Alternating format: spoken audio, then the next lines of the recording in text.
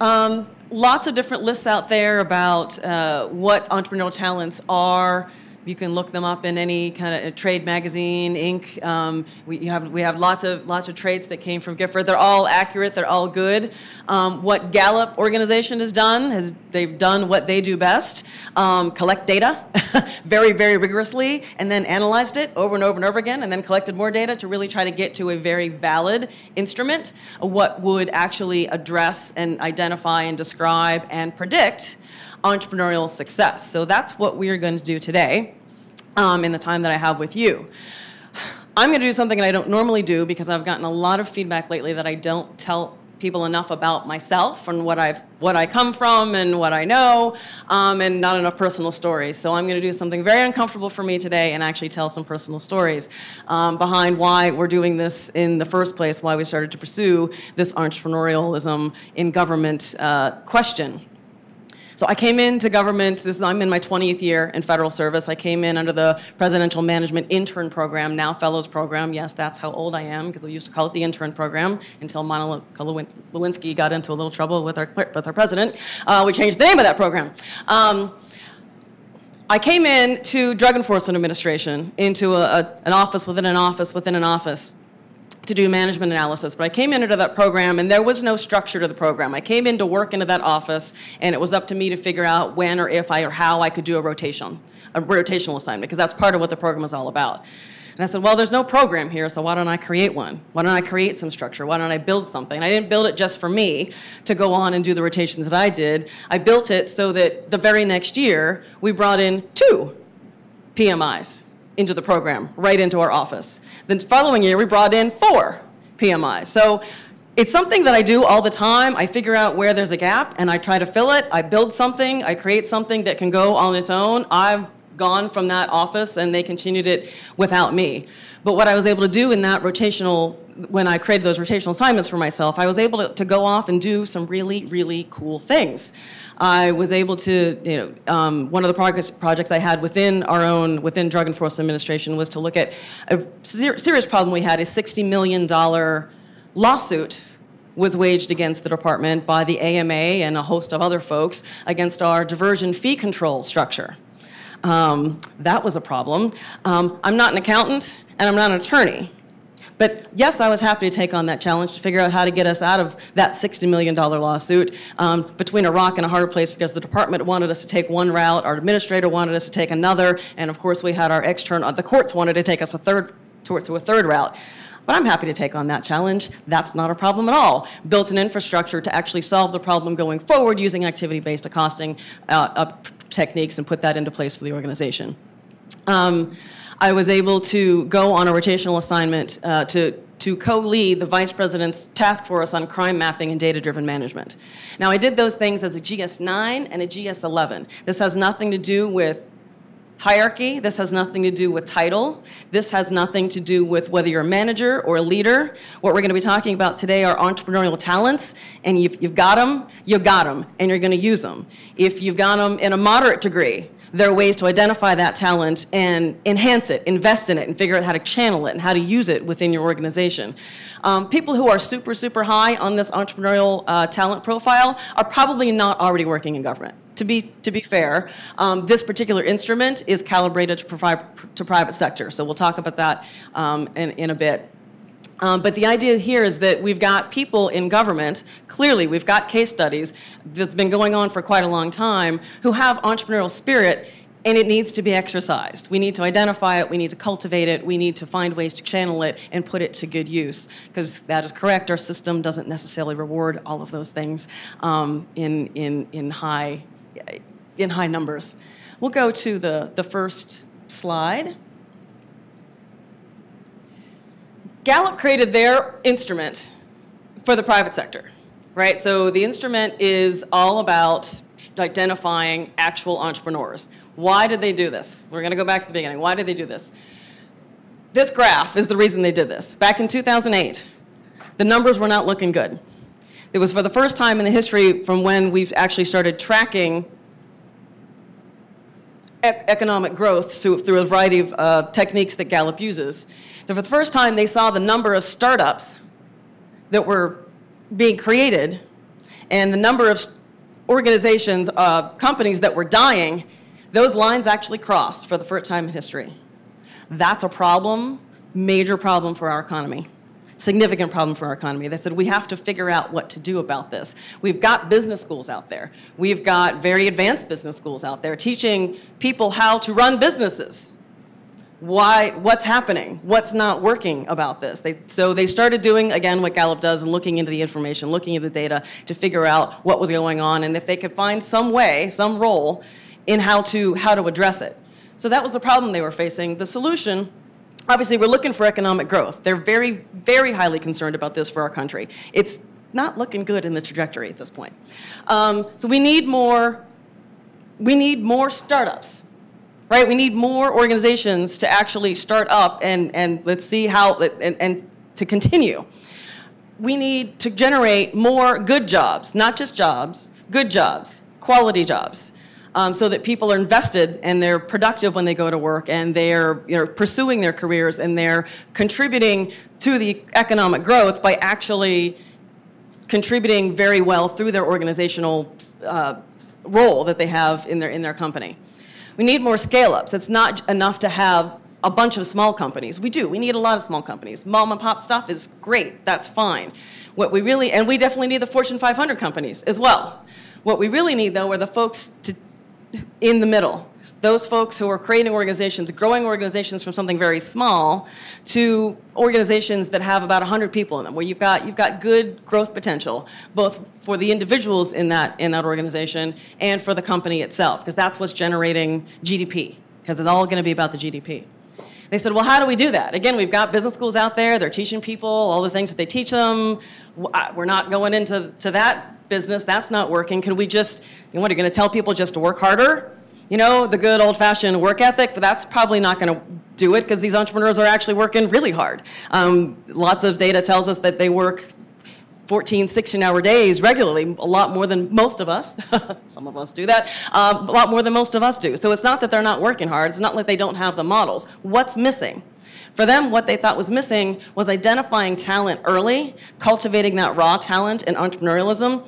The studies that they have done, they studied 2,700 entrepreneurs compared with 14,000 non-entrepreneurs, and then further dug into that information to look at Fortune 500 folks, CEOs running Fortune 500 companies, to really get at what are those entrepreneurial talents that actually can predict success. If we can find out what that magic formula is, we can test for it early, we can identify that talent early, and we can cultivate it, and we can teach them how to channel it, we can invest in it, and we can increase the chance of success, more successful startups that last beyond 5 years, startups that actually can grow and scale up.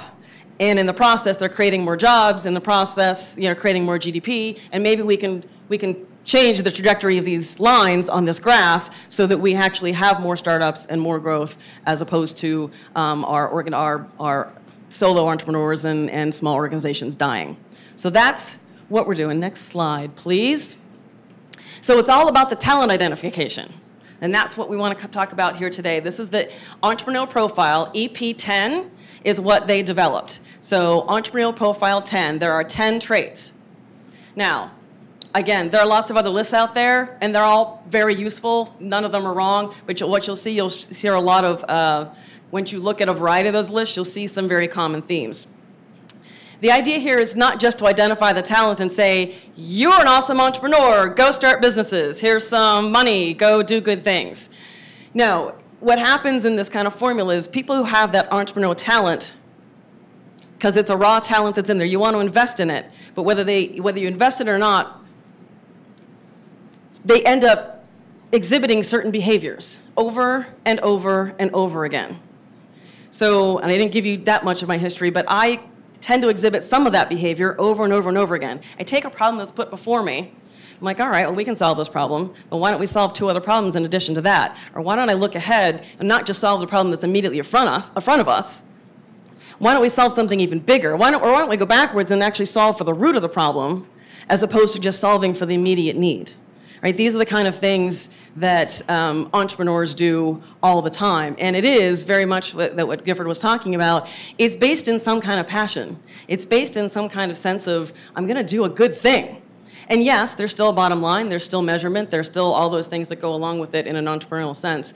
But when you have that natural raw talent, it leads to certain behaviors. Those certain behaviors then lead to certain outcomes. Right? So one of the jobs that I had right after my rotation, my development program, the PMI program, I ended up in the Office of Executive Policy and Strategic Planning and Drug Enforcement. And one of the things they gave me to do, and I didn't know anything about HR, they said, we want you to take on the SES performance appraisal system that we have within the organization, and we want to make it performance-based. I mean, truly performance-based. Let's look at actual measures of outcome and not just give people ratings based on whether somebody's liked or not. I'm like, yep, I'll take that on. As a GS-12, sure, I'll do that. Completely rearrange that system, because that's not really what they asked me to do. What they asked me to do was just, here's the system that we've been using. Can you just run it for a while? I said, no, I can't just run it, because I don't just run things. I got to change it. I got to make it bigger. I got to make it better. That's the entrepreneurial spirit. Now, luckily, I had good managers who encouraged that for me, who said yes when I came with the idea to them. And I actually have a background in community organizing, so I'm actually fairly good at kind of doing what Gifford described, which is kind of leading people down the path instead of just coming out and asking for what I want. Combination of those things occurred. But the idea is that always thinking bigger, always thinking down the line, always thinking that there's something more to happen here. In the Office of Strategic Planning, obviously one of the things we had to do was do a strategic plan, right? Fantastic. I have training in that. That's awesome. So yeah, I brought my training and my experience to that. But instead of just looking at doing a strategic plan for Drug Enforcement Administration, so we have the whole opportunity here to completely transform the way we focus and orient the mission of this organization. Now, who am I to do that? I'm a GS-12 sitting in this office. I'm the lowest graded person in the office. I'm not an agent. I never went to agent school. But I had ideas. So we can actually transform the way we look at the way we approach the mission, instead of focusing on drug by drug by drug, which is how the organization used to be organized. All right, really? We're going to chase the drugs? We're just going to, round up the drugs, destroy the drugs, and just keep chasing more drugs? Because the bad guys are going to keep generating more of them. So chasing the drugs doesn't really seem like a good idea to me. The way the organization was structured at that point was geographically. Right? So we had our field offices, we had domestic, we had international, everything was organized geographically. That makes sense, space-based, people in a place together. The problem is, drug trafficking organizations don't care about geographic boundaries. They don't care. They don't care. Well, how they're organized are by transportation cells and communication cells and the producers, the growers, the manufacturers.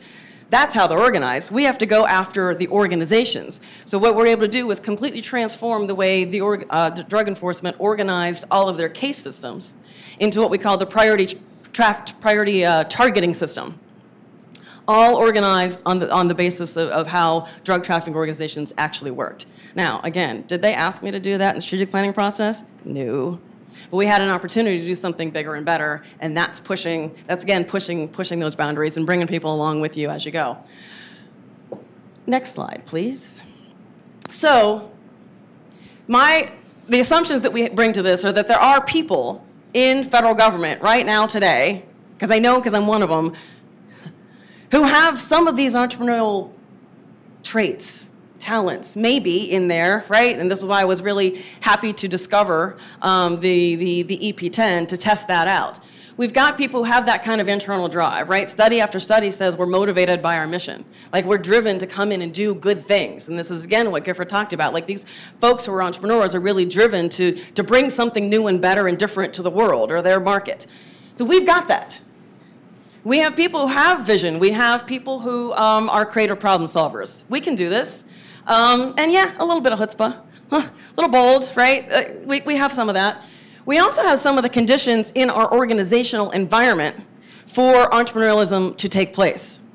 So we don't necessarily need a bunch of entrepreneurial people running around all the time, being entrepreneurial for the sake of being entrepreneurial, right? We need a stable government. We have programs that need to run. We have services that need to be delivered. We don't need entrepreneurship all the time. But there are times when we probably need it.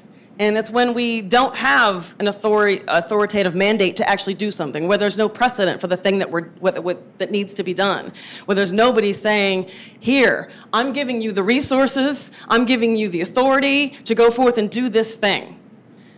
We have a lot of those situations where that just doesn't exist. Anytime there's a crisis, we're faced with a new situation that doesn't fit our traditional formula of doing things the way we've always done them. We have a lot of cross-agency cooperation going on now. There's no formula for that. Who's in charge? Everybody's in charge. Everybody's contributing. How do you make sense of all that? Everybody's operating independently, and to some degree outside of the chain of command. So we have some conditions where entrepreneurship is actually going to be successful for us. In addition to some of the very obvious things in federal government, which some of you may or may not be involved in, we have a lot of fee-for-service operations in government, right? Not just the Postal Service. You know, we have lots of pockets of organizations in most departments where there's some fee-for-service operation. Textbook for entrepreneurship, right? Textbook. Next slide, please. So the hypothesis here is that there are lots of things that are relatively equivalent or at least comparable from entrepreneurs to entrepreneurs inside the federal government. Profit focus, well, can we replace that with our mission motive? We might be able to do that. Startups, sure, but what about program design? What about when new programs are created? Yeah, that seems very similar. New business models. Well, that's when we have to redesign a program. We get a program evaluation that tells us that what we're doing is not working, and now we have to figure out how to do it better. Yeah, I think that's similar. Scale up, program expansion, or even program acceleration. When you got to, well, we're serving this many people right now, and the boss comes and says, well, we got to serve twice as many people with the same resources. That's a scale up. You got to figure out how to make that happen. And yes, our most favorite reorganizations. We do this all the time. They're mergers, they're takeovers, right? Like we're talking about mixing and blending organizations. We have very similar conditions, not all the time, but let's recognize when the conditions exist, and then let's go and tap into those folks who have identified who have the entrepreneurial talent and put them in charge of doing that. Because, as Gifford referenced, we can't use the tried and true method to do something new. We've got to actually try it to do it a different way. Next slide, please. All right, so this is what you've all been waiting for. These are the 10 talents. I'm going to go through them one by one, but just understand that some of the background behind this is that all 10, to be the most effective, all 10 would exist in the same person. Okay, caveat. If all 10 don't exist in the same person, that's why we have partnerships. That's why we have relationships. That's why we work on teams.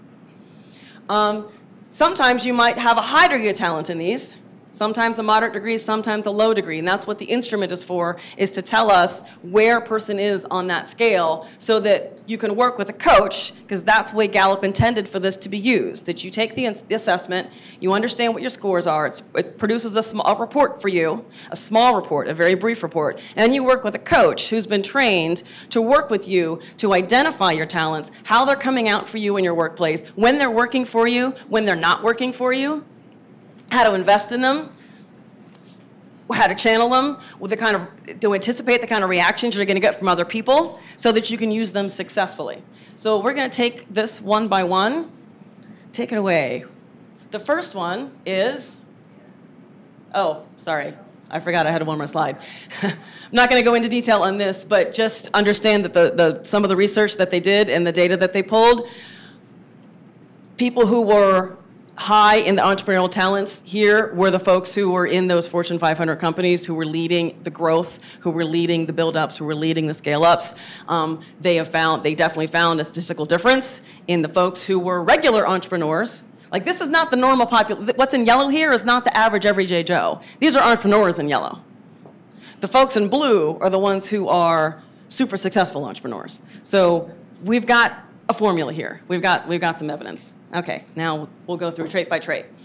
I want you to look in your IDs that you got when you came in. In the back side of it, there's a little card for you. as I'm reading through these next 10 talents, one of them I want you to pay extra attention to. All right, everybody have a card that has one of those words on it, disruptor or knowledge. Okay.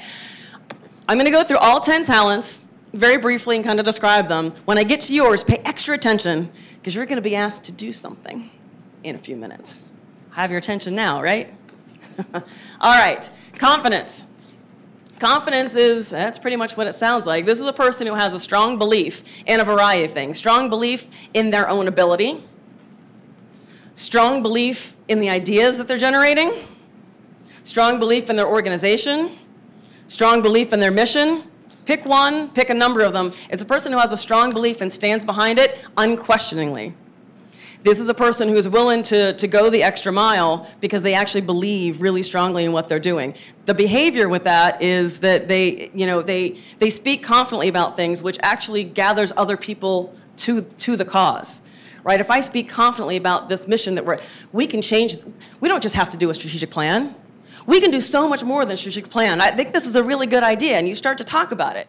And people are like, yeah, we can do more than just a strategic plan. We can totally do that. And now people are coming along with you, right? So confidence is one of the traits, one of the talents. Next, delegation.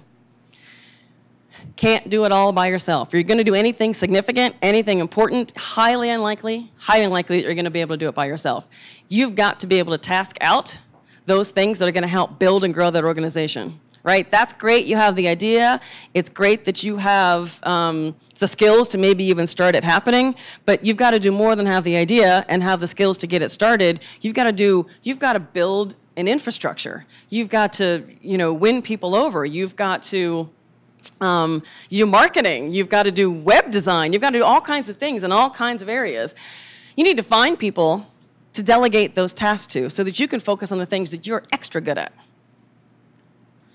The talent in delegation is being able to identify who's good, who has talent in what, and then literally turning over the reins. This is not task delegation. This is, I'm giving this to you. I'm giving you the authority, and I'm giving you the responsibility to go forward with it and take it. Next slide. Determination. So this is that persistence that you guys talked about earlier, right? That dogged persistence, like I'm not giving up at all. These are folks who, when they're faced with an obstacle or roadblock, almost unfazed by it. Like almost unfazed. It doesn't, so they'll work really hard on a proposal, they'll put their packages together, they'll talk to folks, they'll do their demonstration project, they'll maybe pilot it, they'll get their data, they'll take it in an entrepreneurial way to the boss and say, here it is, here it all is. And I've got partners, and I've got backup, and I've got a plan, and I've got a backup plan, and the answer becomes no. Most people would go, oh, I just spent the last 4 months of my life doing all of this, and now the answer is no. Yeah, a person who's strong in determination says, all right, well, I'm going to tap into somebody else then. Like, it's nothing. It blows right past them. It's a minor obstacle. They just step right over it or go around it or kick it over. It's determination. These are folks, the behavior is that they're going to keep pushing on something. They're going to keep pushing on it. They're going to go around it. They're going to redesign it, whatever they need to do. They're going to get to the goal. The goal might look different, as Gifford pointed to earlier. It might look slightly different than when they started, but they're going to get there because they're not going to stop until they do. Next slide. Disruptor. This is one of my favorites. It's not a bad word. It's not a bad word. This is a person who is that creative problem solver, who's always looking at the possibilities, always looking at a different way for things to be or a different way for things to be done. They can't stop thinking about the ideas. And they do it without boundaries. They're not at all bound by, I don't have any resources. Not at all bound by, it's not in my job description. Not at all bound by, well, nobody told me to do it. No boundaries whatsoever. Like, it's a good idea. We should give it a try. I don't really know how it's going to work, but I would think it's worth testing out. We're gonna travel down that path and see how it goes. These are folks who are creating completely different business models, completely different ways to look at things, combining things that have never been combined before. And these are the folks who are sitting in meetings and they're bringing up these ideas and people are saying, oh my God, she's crazy. She's coming out of left field. And it might be a disruptor. that might be a disruptor. Next slide. Independence. Particularly helpful for folks in a startup organization because they have to do everything themselves. This is a little bit of that contrast with the delegator, right? But independence means I'm willing to roll up my sleeves and do anything that needs to be done to help move this forward. Anything that needs to be done to help move it forward. They have kind of this independent thought process. Yes, they still partner with other people. Yes, there's a team involved, but they're they have a high degree of autonomy and a very strong internal locus of control. Bad things can be happening in the world, but they never step out of that internal locus of control and say, well, it's just not going to work because, so-and-so's in charge of that office. So-and-so might be in charge of that office, but I have the power to influence them. It's that internal locus of control as opposed to the external locus of control. Next slide. Knowledge. Constantly seeking information about the business, about the market, about a possible new way to do things. Constantly seeking knowledge even about their organization. They're going to consume the productivity reports, they're going to consume the market data, they're going to consume their internal operations information. They're going to pursue things that don't seem related at all. At all. So, there are folks who subscribe probably to a lot of listservs because they always want to know what's going on. Because you never know when you're going to grab something from a field over here and apply it to the thing that you're doing. Right? That's a person who's constantly seeking knowledge. They're obsessed about seeking information that's going to help them do the things that they're going to do. It's not information for information's sake. It's information that they might be able to apply in a unique way. Next slide. This is where it gets a little weird for us, right? Unless you're in one of those fee-for-service operations. Profitability. But when you read the definitions that Gallup has, yes, profit is part of it. Yes, there is a bottom line. They don't apologize for it, right? It's about private sector entrepreneurship. But a lot of the language they use there, it's our language. It's performance management language, actually. They talk about goals. They talk about measures. They talk about the process, the business process you're going to put in place and to get there. They talk about strategy. So you can see how there's a lot of synergy here and why the Performance Improvement Council is even looking into this. Profitability, yes, that is the bottom line in the entrepreneurial sector. But there's a lot of language there that completely resonates with what we talk about. Next slide. Relationship. Gifford definitely talked about those relationships. These are relationships that you have to create partnerships. These are folks people who are high in this talent are great collaborators. These are folks who share the spotlight and share responsibility. Right, because they're creating mutually beneficial relationships. It's not all about, I need something, gimme, gimme, gimme. And it's not necessarily all about, how can I serve you? It's about, hey, I need something, and I have something to give. Let's talk about how we can make that work together.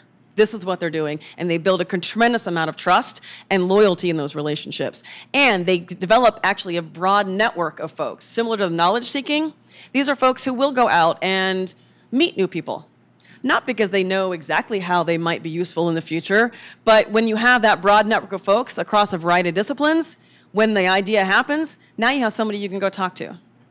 That's relationship building. Next. Risk. This is our other favorite one, right? Gifford talked about risk. You're right. These are not high risk takers. This is not what they're known for at all. This is about healthy risk. This is about taking calculated risk. In fact, for the folks who score high on this, they don't think of it as risk at all. They actually don't believe they're doing anything risky because they've done the knowledge seeking, because they've built the relationships. These are folks who are comfortable with ambiguity. They don't know exactly how it's going to turn out, but they know enough to know that they can safely get started. They know enough to know that they can mitigate it as they go. These are folks who are, they make very, very rational decisions. Most of us make decisions in our workplace based on fear. Yeah, fear. Oh, I can't try that new thing because it's not been tried before, and if it fails, we could end up on the cover of the Washington Post, or I'm not going to get the promotion that I'm going for. We choose not to do things because of fear. So those are emotion-based decisions.